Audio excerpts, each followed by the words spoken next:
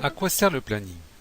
Pour optimiser votre nouvelle demande de transport, OptiTransport utilise les données qui sont contenues dans la base de données du planning. Cette base de données est alimentée par les commandes passées auprès de vos fournisseurs de transport.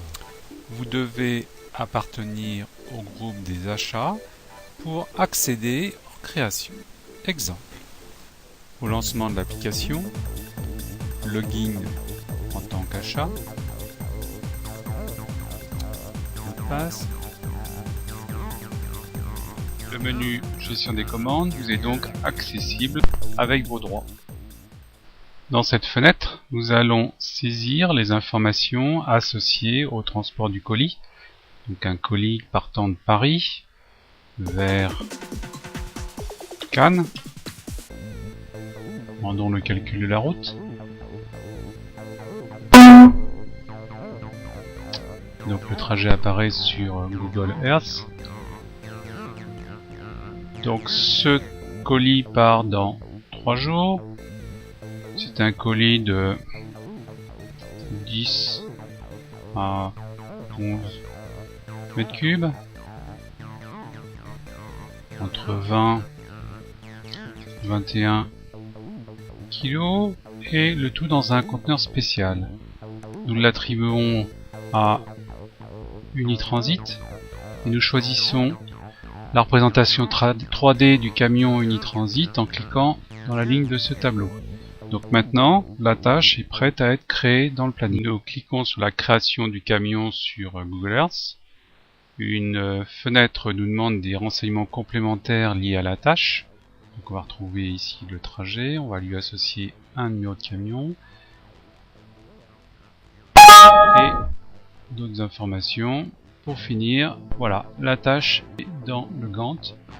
Nous pouvons déplacer cette tâche, l'allonger, l'attribuer éventuellement à d'autres camionneurs. Pour cela, il faut modifier le filtre sur les camions, par exemple demander l'affichage de tous les camions. Voilà. Donc on peut très bien réallouer, réaffecter les camions sur un autre transporteur.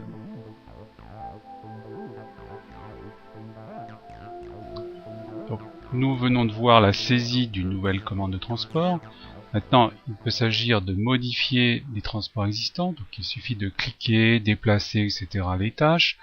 Des fenêtres permettent de renseigner, modifier par exemple leur couleur, leur appartenance à un fournisseur, etc. Et puis, il peut s'agir aussi simplement de visualiser ces transports. Donc, vue du Gantt, jusqu'à observer le positionnement du camion dans Google Earth. Nous allons le faire. L'utilisateur standard accède via le menu Planning. En tant qu'utilisateur, nous souhaitons visualiser où en sont certains de nos transports. Donc pour cela, nous pouvons filtrer, par exemple, sur les camions à présenter sur le planning.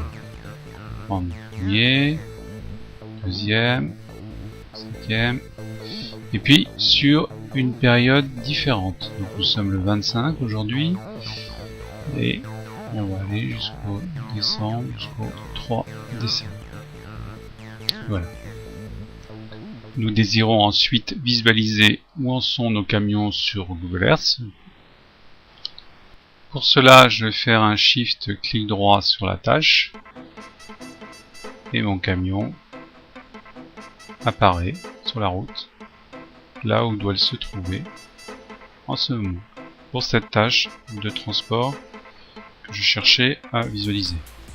En cliquant sur le tag présent sur le camion, je peux aussi avoir des informations complémentaires sur le transport. Je vais retrouver le trajet, le transporteur, etc. La visualisation 3D n'est certes pas indispensable dans le processus d'optimisation, mais elle a quand même l'avantage de nous aider à mieux percevoir l'état de nos transports, et ceci dans un environnement virtualisé.